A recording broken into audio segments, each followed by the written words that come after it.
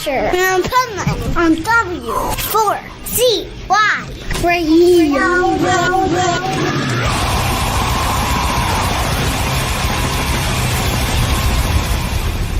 Wake up, America! It's time for the Adventures of Pipeman on W4CY.com, West Palm Beach's #1 internet radio station.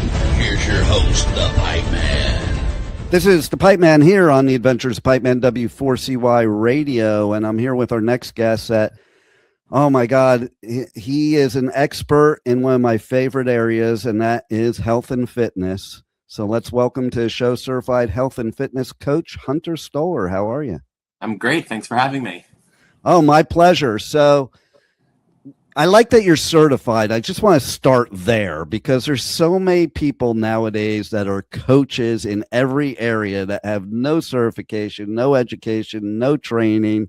And it's like, if I want somebody to give me health and fitness, coaching, I want them to be certified. Number one, I want, and number two, I want to look at them and say, they do look healthy and fit. Yeah, thank you. I mean, I started my social media not certified, and it was just a way for me to share my meals with my friends. I was a private account and myself. And then I started realizing I was losing weight. I felt great. And that's what made me get that certification. So I'm a certified health coach and fitness coach. And it really helped me with that credential, the credibility, because I would never want to hire a coach, nutritionist, or a dietitian that doesn't have a degree or a certification.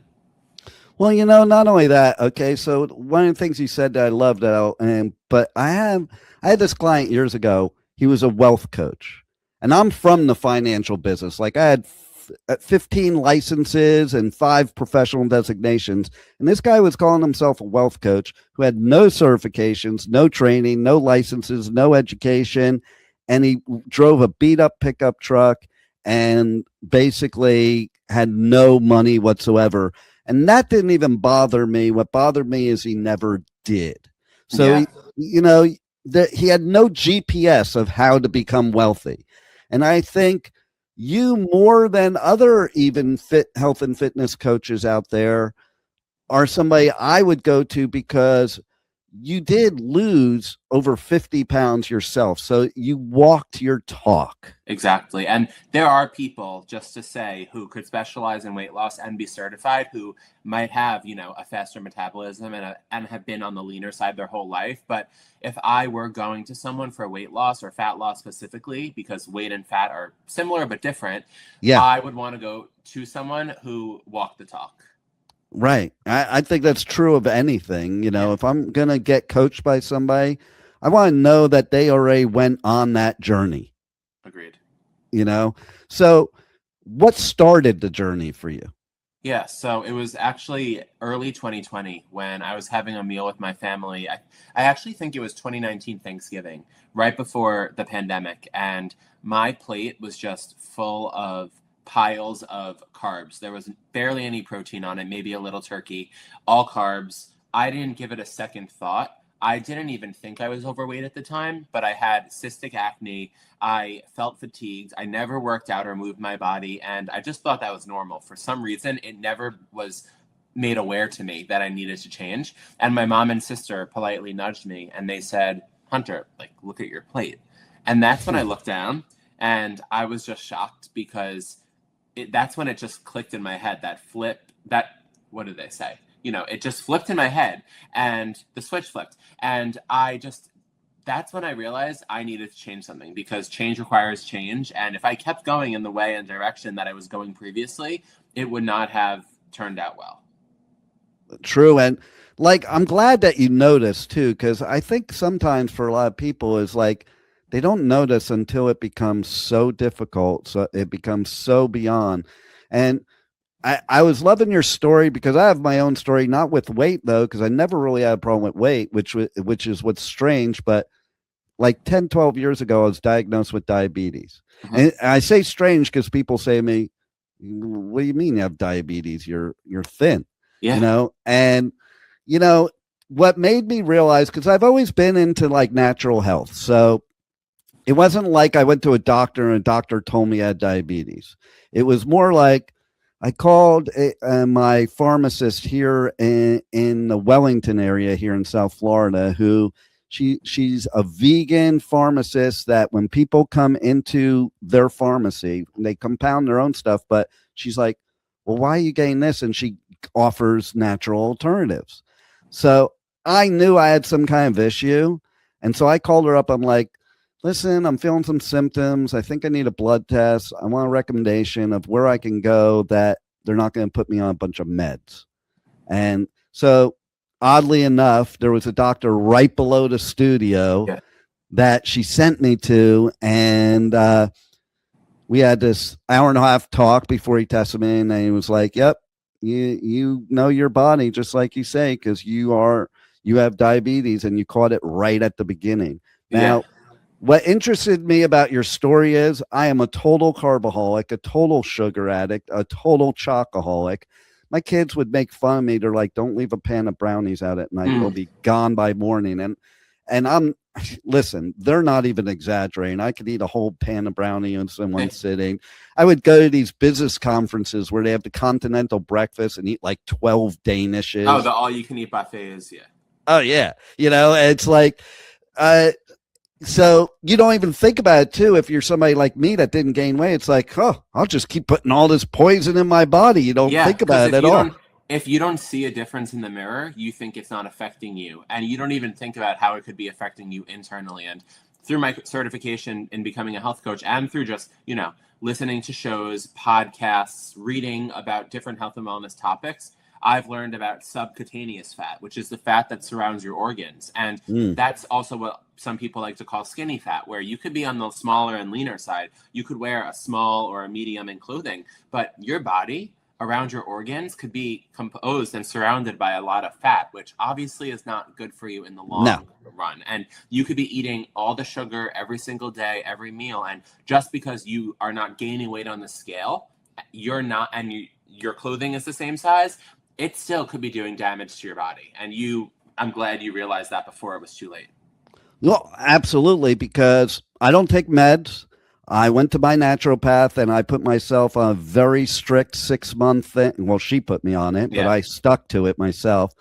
And I remember my son saying, Dad, I got to give you props doing what you're doing, because I would just take the meds. I'm like, but you don't understand.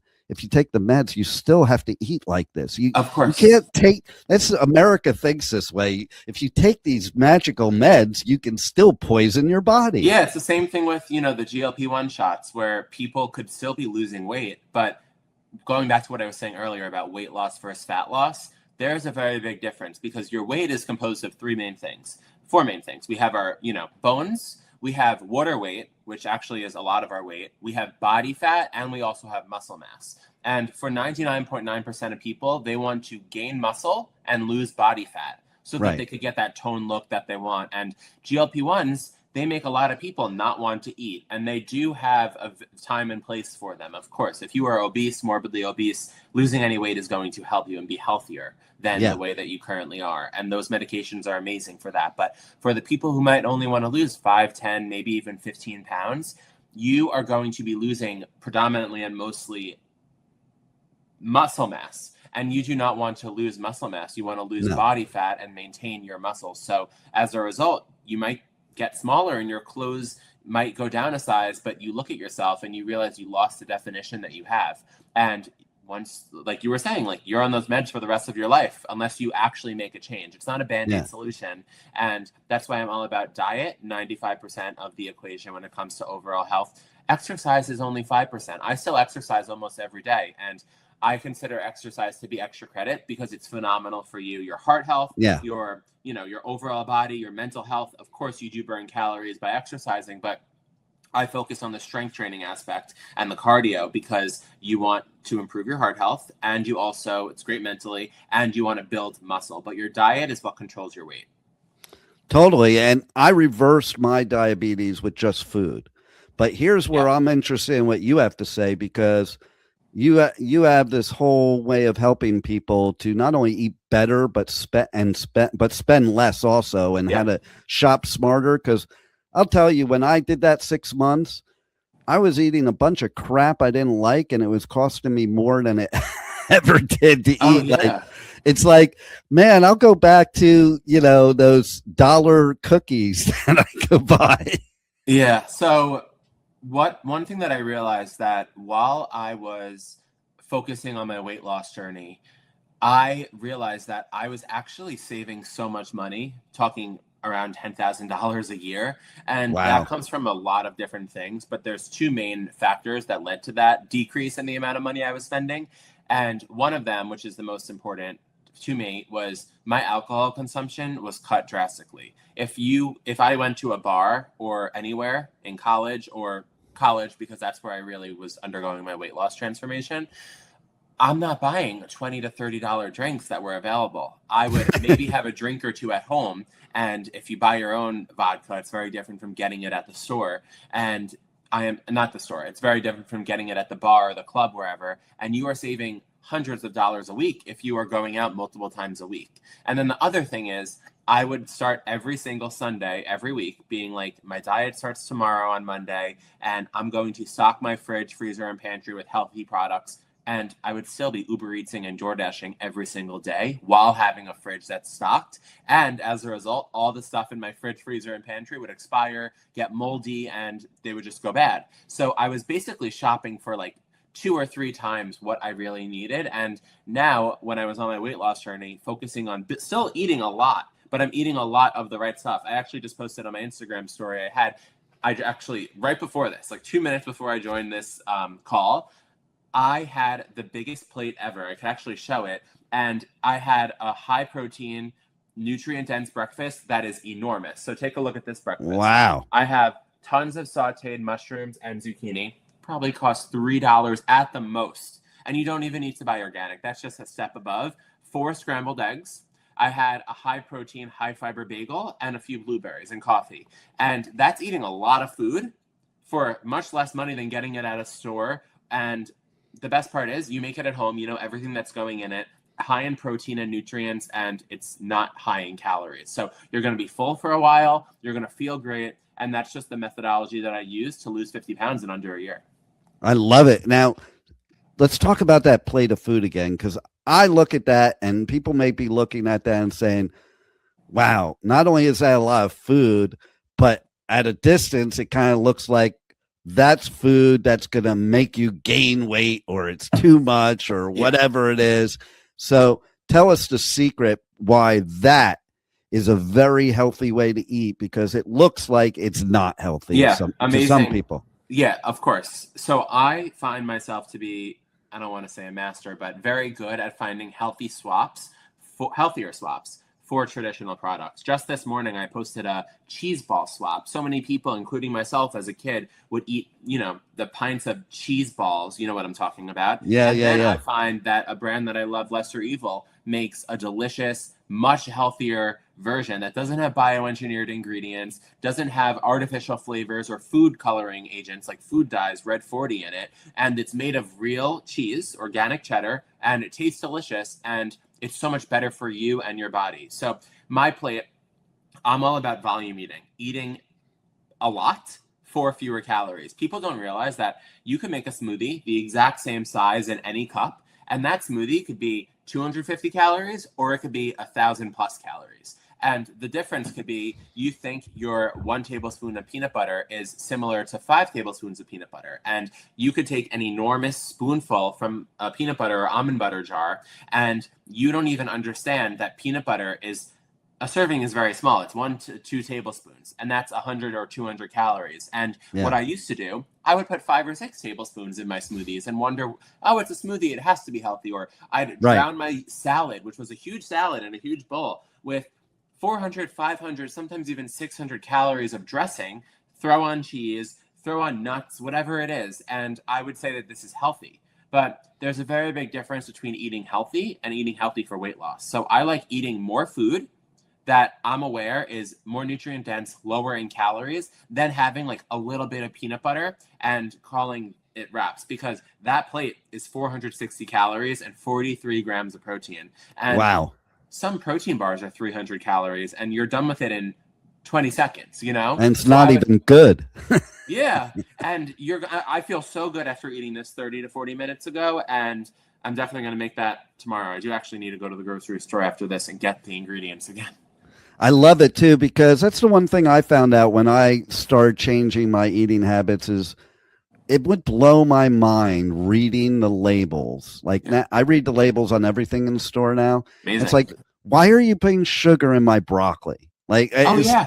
Stuff like that. I can't. And like V8 juice, which is always promoted to be healthy, is probably one of the most unhealthy things. Yeah, or the naked juice that has 55 grams of sugar, and people are like, it's all fruit and vegetables. I'm like, do you understand how pressed and how many fruits and vegetables have to be in here for this 55 grams of sugar? You know what I would recommend? Why don't you eat a cup of watermelon or grapes or blueberries? Like, eat real food. Like, fruit juice has a place, I guess, but it's not something you should be consuming every day.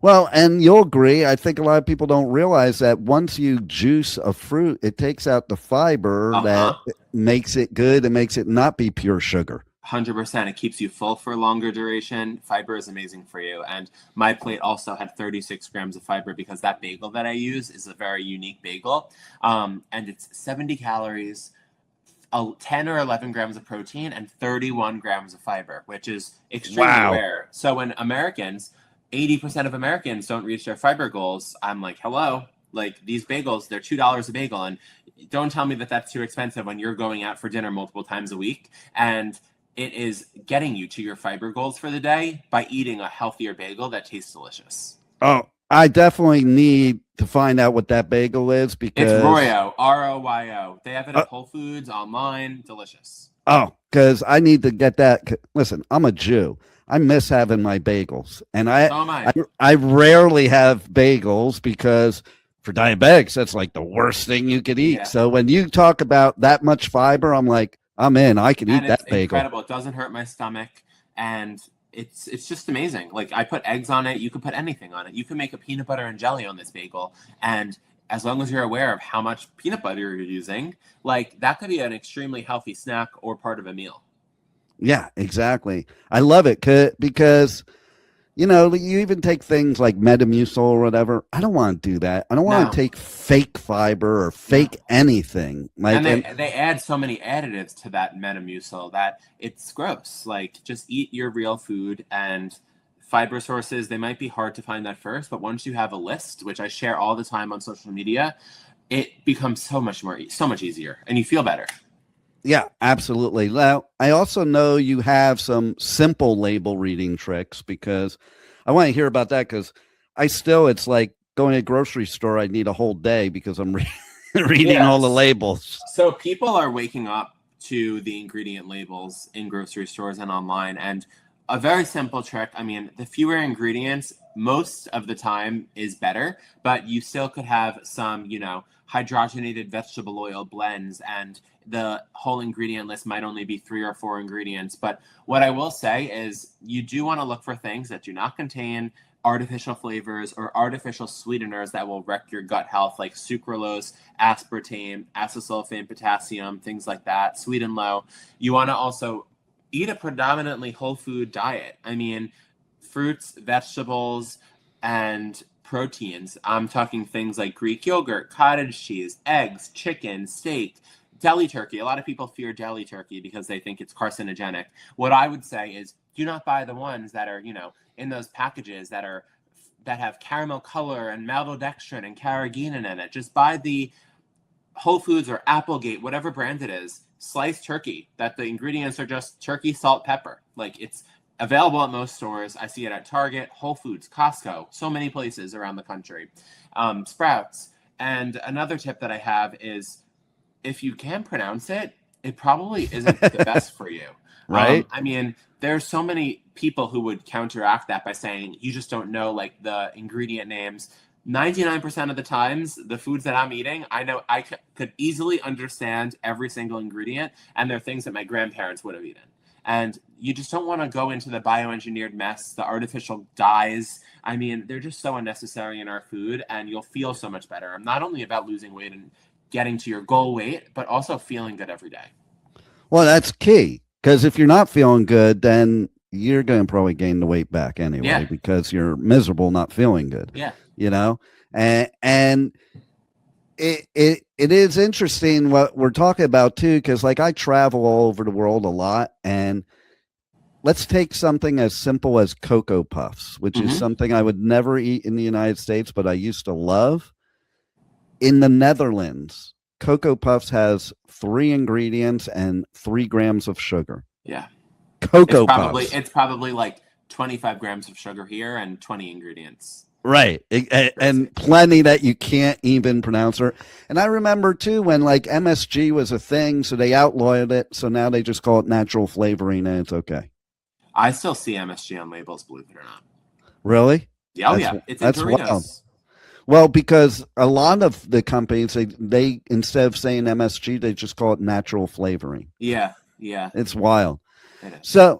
So how do people reach out to you on socials, on the web? How can they reach out to you if they want coaching from you or tips or anything? So my Instagram, TikTok, and Facebook and YouTube are all at Health with Hunter.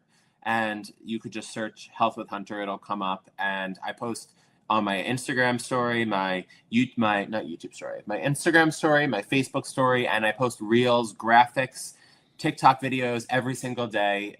It's my full-time job, and all I'm about is sharing brands that are better for you, new products that have better ingredients, simple swaps for things like Cocoa Puffs, and just how to eat healthy that doesn't break the bank account and that also helps you feel good.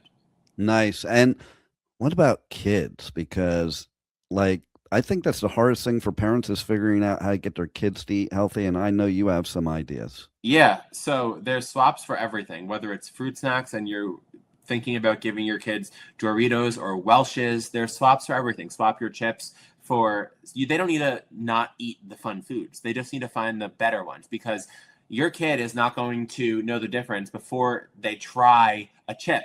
Whether it's a Dorito with 80 ingredients, dyes, and MSG, and artificial flavor, I could go on and on, or a Siete chip that has all real ingredients, is made with avocado oil and coconut sugar. So make things like that. For fruit snacks, give them Soli or That's It fruit gummies. For milk, I mean, there's so many options for milk now, whether it's dairy-free, plant-based, or just regular milk.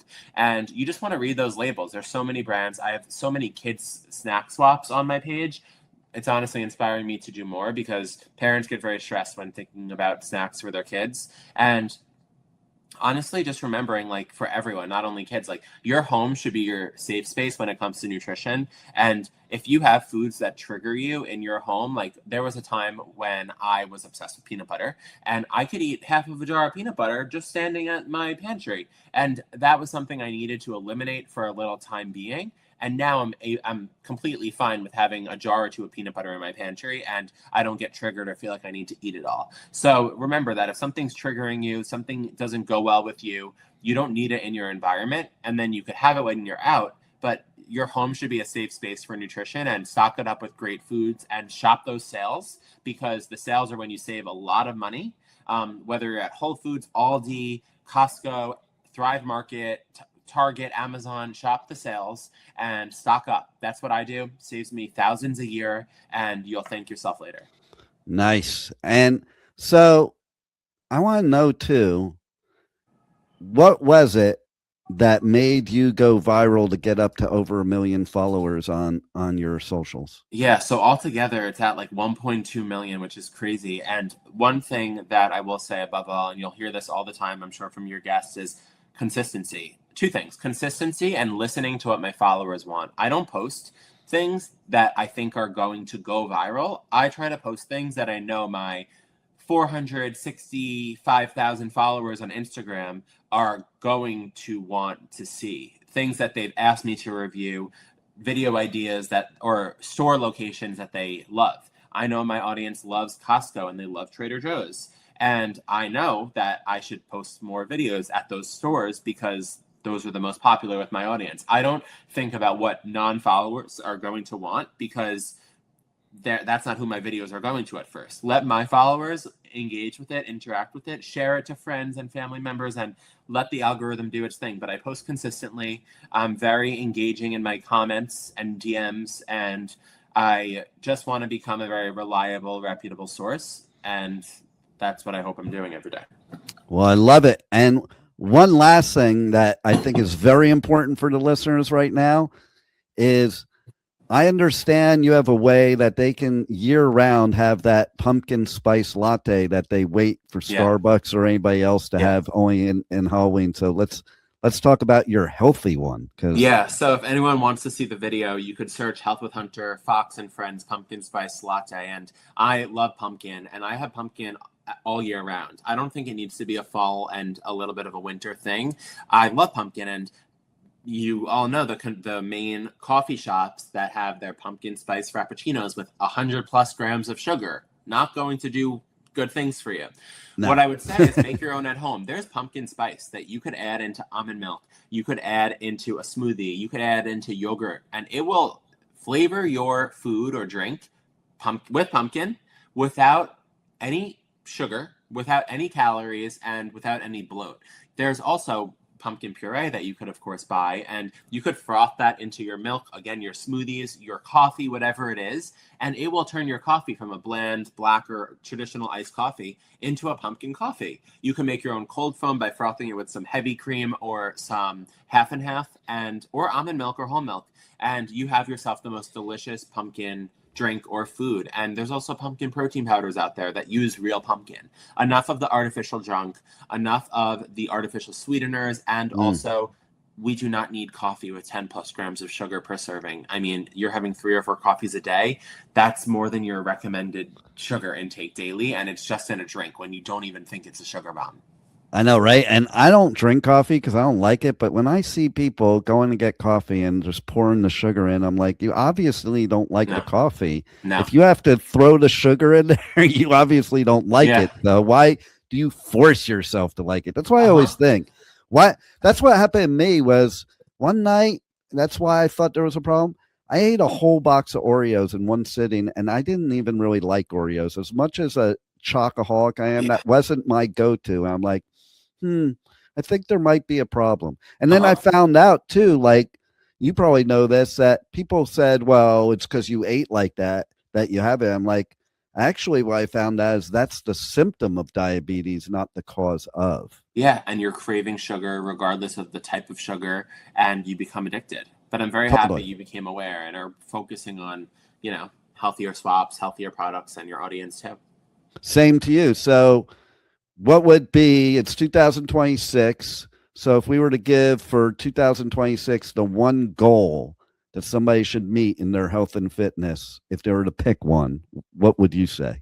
I love that. I would say my number one tip would be to prioritize protein. And I know you probably have heard that a ton, but even if you are doing the hardest workouts in the world and are stressing out your body and trying to build muscle and you're sore, you're not doing anything unless you're building muscle, because you're not doing anything unless you're eating protein, because without the protein, your muscles are not going to get bigger and they're not going to repair. So you need to, whether you want a very lean look, a bodybuilder look, or you just want a natural, normal look, protein is not going to make you bulky. What's going to make you bulky or gain body fat is eating way too many calories over your maintenance calories, which is a whole nother topic. But do not fear protein thinking it's going to make you thick or bulky.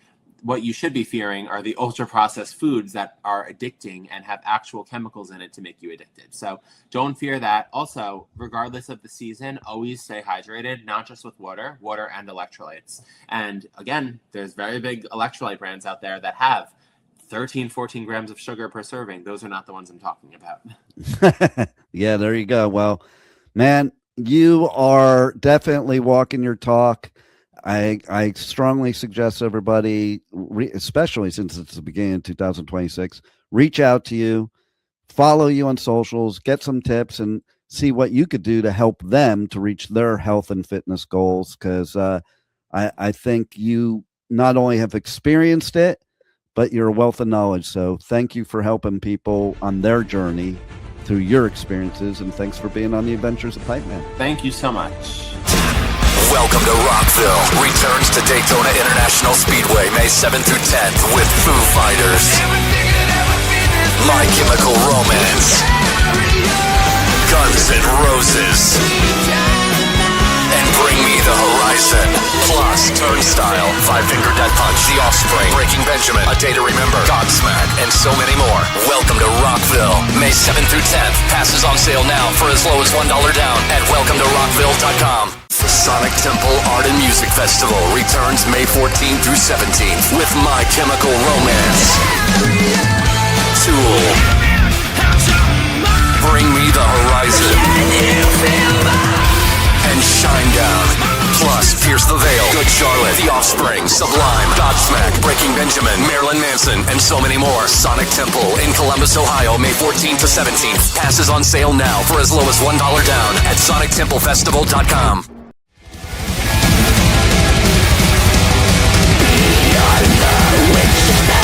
Accusations of black magic, demons arise from hell. Satan's near and gates to fear. This is the Pipeman here on the Adventures Pipeman W4CY Radio, and I'm here with our next guest who has some killer music that we're going to talk about. After my own heart, some of the genres that their influences are. So let's welcome to the show, Gravewitch. How are you? We're doing great, man. Thanks for having us. We're stoked to be talking to you. Oh, stoked to have you here. And I got to say, I never talk really about band names, but what I do want to say is, how the hell did you get that name? Because that is a cool-ass name, and it's so hard to get names these days for bands. You know? Well, we started a band back when we were in high school. We were sophomores in high school, and what I did is I made 2 columns on a sheet of paper with just a bunch of different words. And I decided to take one word from this column and one from that column and just match them up together. And it ended up with Grave and Witch. And once we found that, we're like, hey, that's the name. I'm just surprised nobody took it before you. Same here, seriously. I'm from the original thrash and death and black metal days, and that name should have came up then. I don't even know how it didn't. Yeah, for sure. It's perfect. And so I want to know for both of you, what was that moment in time that really this type of music grabbed you and grabbed your soul and said, this is what I need to do? Oh, man, that would probably be around the time Chris showed me Metallica, Slayer, the Big Four. And then shortly after that, it would be really have grabbed our souls and be like, this is what we need to do, when we discovered bands like Testament, Creator, Sodom, etc. There's a huge list. It just keeps going. Yeah, it was more so we got into the more extreme heavier metal after listening to the Big Fours when we decided that we wanted to be in a band and play extreme metal. So nice. You know, I always love seeing how bands or people throughout time since the beginning of the whole thrash, death, and black metal scene, how they became into that music. Like for us, I was at Slayer and Metallica's first show ever. So I was there before thrash was even a word, and I'm a total thrash metalhead. But we needed something before that led us to that. So, it started with me stealing my brother's albums that was 11 years older than me, all the 60s and the hippie crap, and then, which I like still to this day. And then it went from that to the British Invasion, like the Maidens and the Priests and stuff like that. Definitely. And then you got bands like, Metallica and Slayer. And it just blows my mind that these genres are this big today, because there were a handful of us, and we didn't want anybody else liking our music either. The 80s was the master of gatekeeping.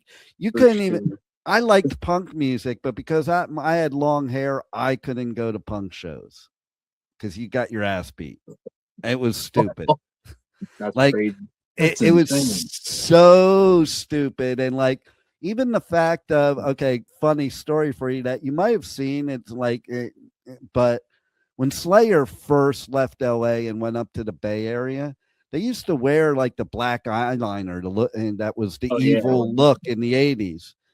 And bands like Exodus and Testament and them, they were that shit don't fly up here in the Bay Area. Take that shit off.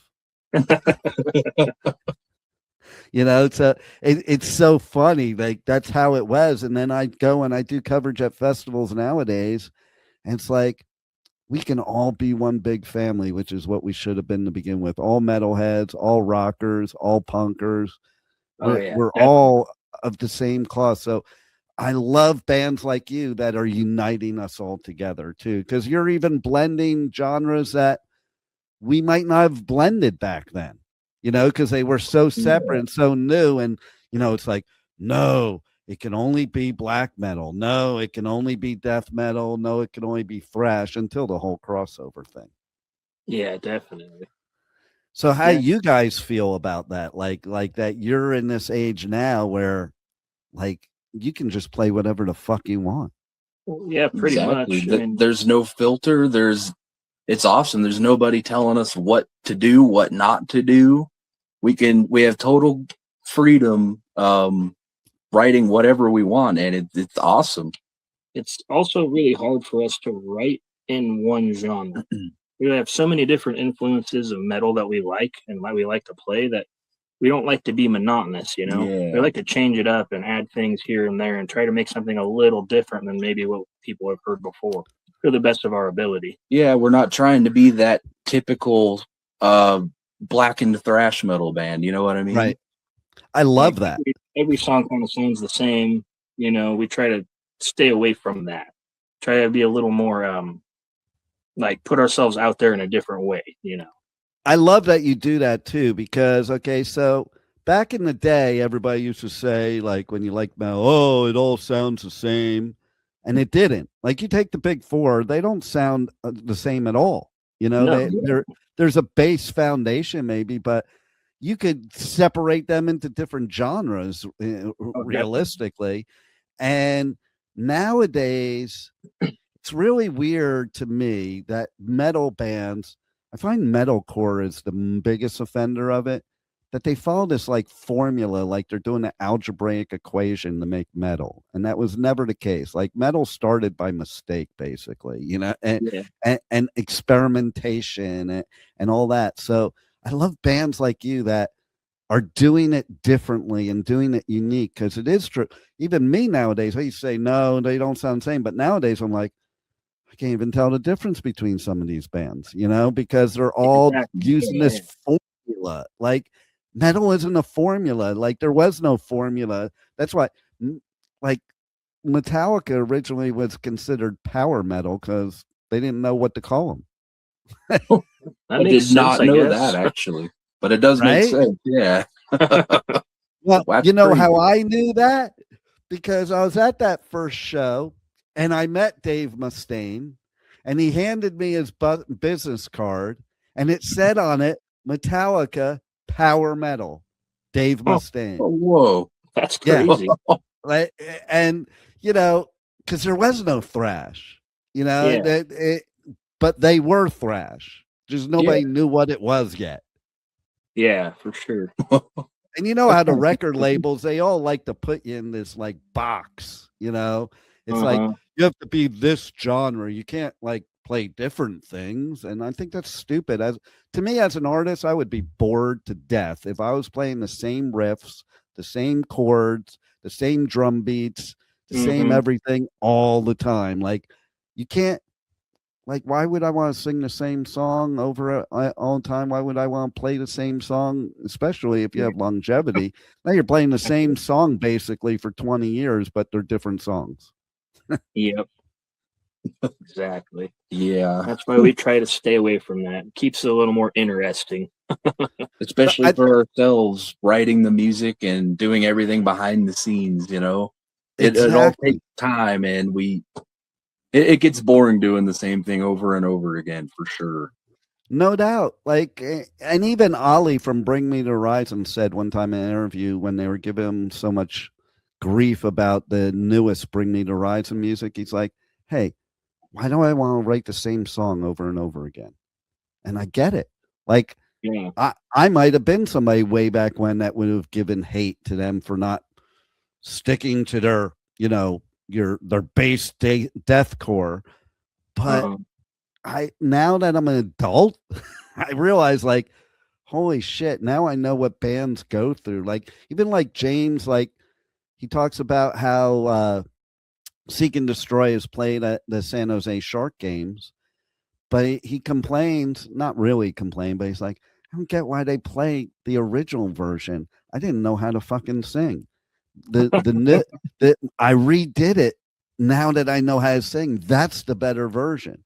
But it and that's how an artist would think, whereas probably somebody like me be like, no, I kind of liked your voice before you knew how to sing. But you have to grow as an artist, right? And that doesn't come from doing the same thing. You got to experiment and go outside your own box, much less the box everybody else gives you. Yep, Exactly, man. So how did you guys meet? And how do you know that you were like meant to play music together? Oh man, well, we met back in the 2nd and 3rd grade in elementary school. Wow. Yeah, and we've been best friends ever since. Brothers. That is cool as shit. Started Gravewitch when we were sophomores in high school. I was in 2 other bands during like the beginning of high school.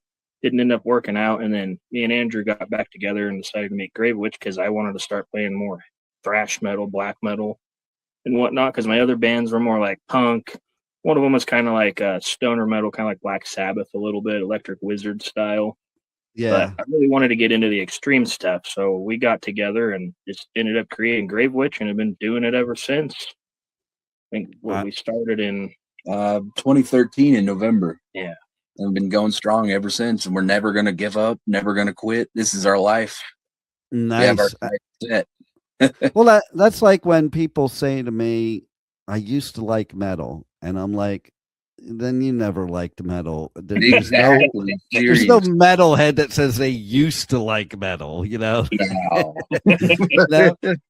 And being best friends, I think that's so important, because like it's got to be hell to be in a band with people that you're not best friends with. Like even that you're friends with, there's friends I have that I can only tolerate in certain doses, like, so being on a bus together and wanting to kill each other, I don't think would be good. You have to be best friends. It's like bands it's like there's a lot of bands that are like siblings, and I always say to them, I'm like, I don't know, if I was on tour with my siblings, I'd probably kill them all. We do good. We get along pretty good, but we do get at each other sometimes. It's a little bit inevitable. well, you know what? When you've known each other that long and been best friends that long, it's different. Like my best bro of life since 13, he passed away a couple years ago, but me and him were like peas in the pod in high school. And as we got older, we got different, but we still stayed like brothers. Like his parents were like parents to me. My dad was like a dad to him, and we considered each other brothers.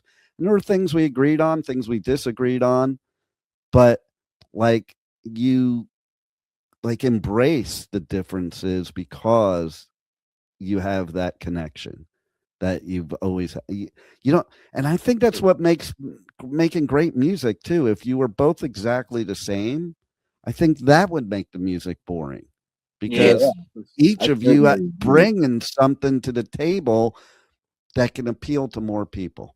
Yeah. And somebody that can tell you, hey, you're being a douche, or no, that song doesn't work at all, and you don't get offended by it. Like when it's your best friend that does it, like that you've known that long, it's almost like, okay, maybe I better listen. Like anybody, I know that's the case with me. Like anybody else tells me, I'm like, you don't know what the fuck you're talking about. My bro used to say something, I'm like, oh, okay, maybe I better think about that.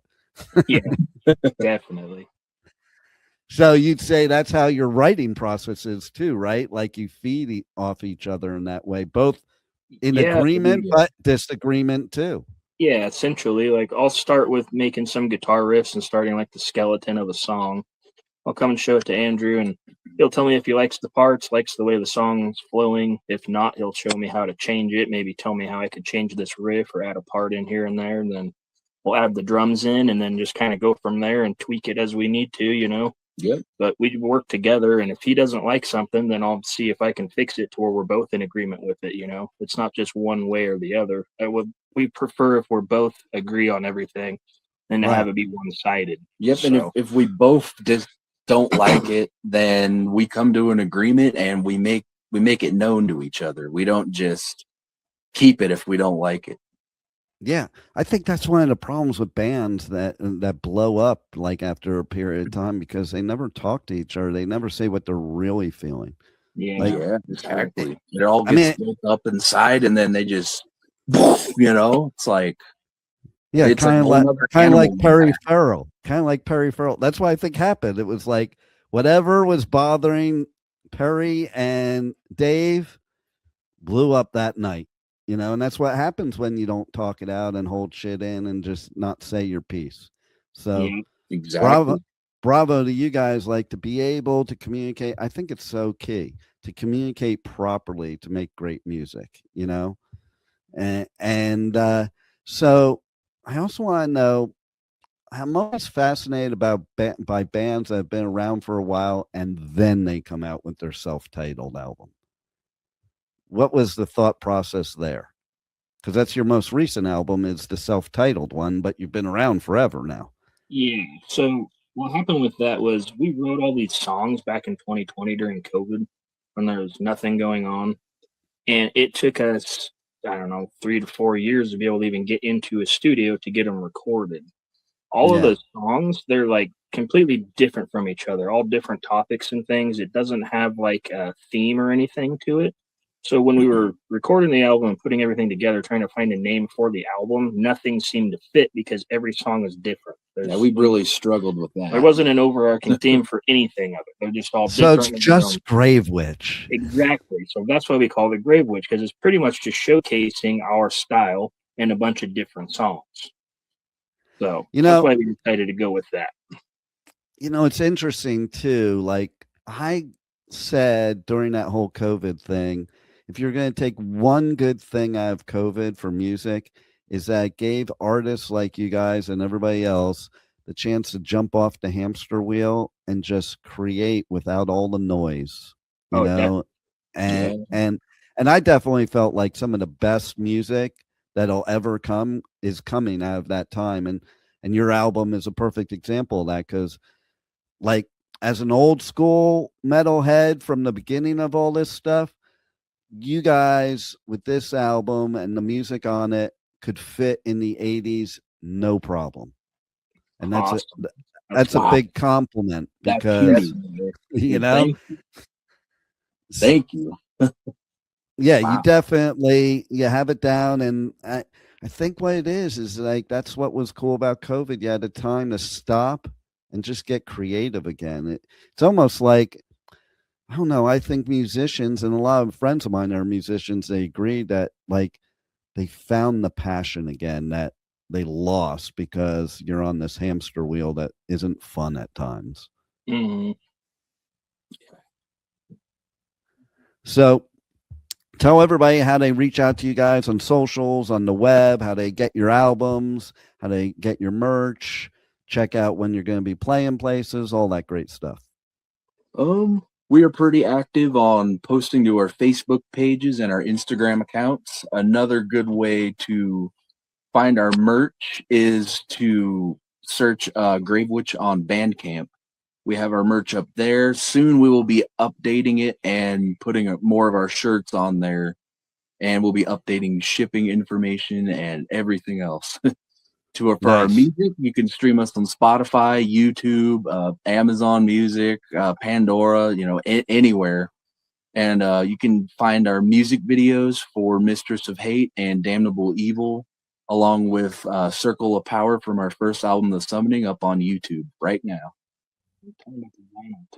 Oh, yeah.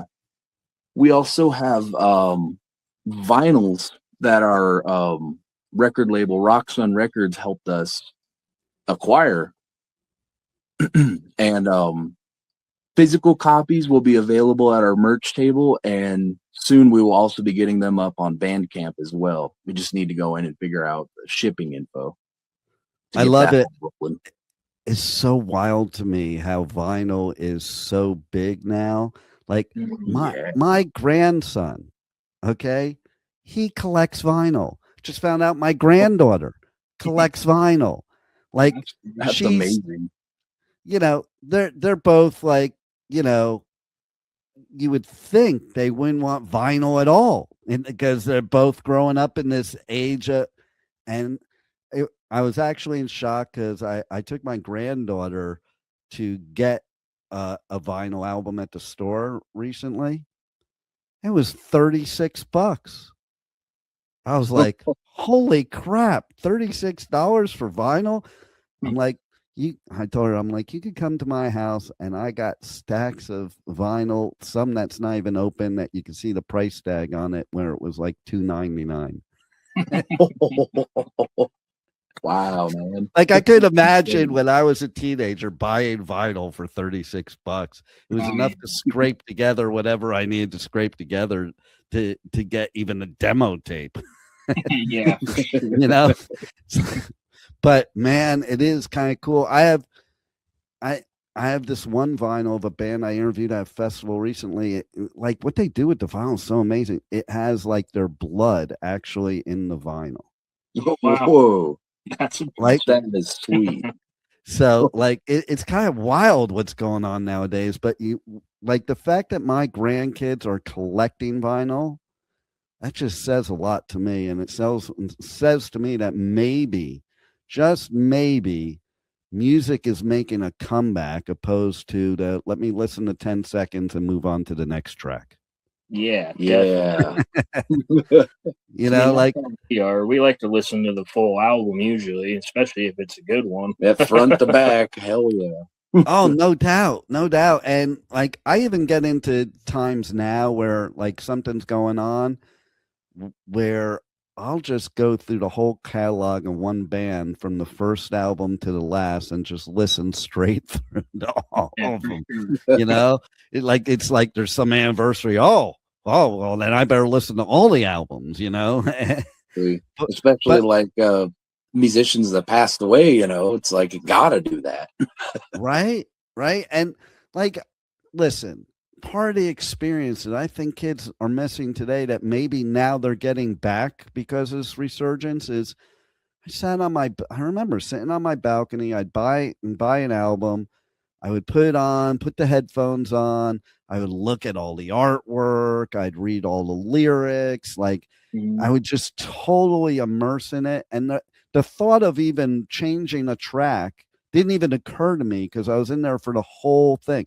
Like imagine listening to Dark Side of the Moon, only a track or, a couple seconds and then skipping to another song. Yeah, that doesn't do you any justice. Right. And so, I mean, I think all of the art is a super immersive experience. And especially nowadays when we have so much bullshit going on, we need the escape of music. And that's what happens with an album. You escape in the album and who cares about anything else? Yep, that's more important now than ever. Seriously. No doubt. So thankful for bands like you that are putting out albums where we could do that. And especially like your namesake album. I mean, the fact that it's got so many different types of songs on it makes me want to listen to a whole album because you don't know what's coming next. Yeah, for sure. That's hell cool. Yeah. So any final words, things you want to say to anybody that we haven't covered already that they need to know that's going on with you guys in 2026? We're just kind of working behind the scenes, getting new music written. We are working on releasing 3 singles between no time date yet, but between this second album and third album, we want to release 3 more singles before we put out another full album. Nice. Cool. Been writing a lot of music. We have about, besides the 3 singles, I think we have 6 or 7 songs for a third album so far. Probably write 4 or 5 more maybe and try to hit the studio and get it out within another year or so if possible. So very cool. Well, you guys rock. And thanks for making us such great music. And thanks for being on the Adventures of Pipeman. It is a pleasure, man. Thank you for having us. It has been a pleasure to talk to you, man. It's I love hearing that because definitely. I think as if I were the musician, getting interviewed. And sometimes, like when I do the festivals, I'll listen to some of the other people. I'm like, oh my God, I would be like shooting myself right now if I was the artist. Like, you got to make it fun and interesting. Like, you guys are artists. It's not, this is the business side of it. Don't make it the business way. It's like, have fun with it. Be creative. Exactly. Let it take a life of its own. That's my viewpoint, Yeah. And then that's when you find out the gold. That's when you find, and that's when the band is into it. Like nothing would kill me worse than if I saw in the eyes of the band while I'm interviewing that they're just not into it. Like, this is supposed to be fun for all of us. That's what music's about, and that's what you guys are about. So I love it. Hell yeah, man. Dude, thank you so much. My pleasure. You guys rock. Take it easy. You too, man. Take care. Have a happy new year. You too. Thank you for listening to the Adventures of Pipeman on W4CY Radio.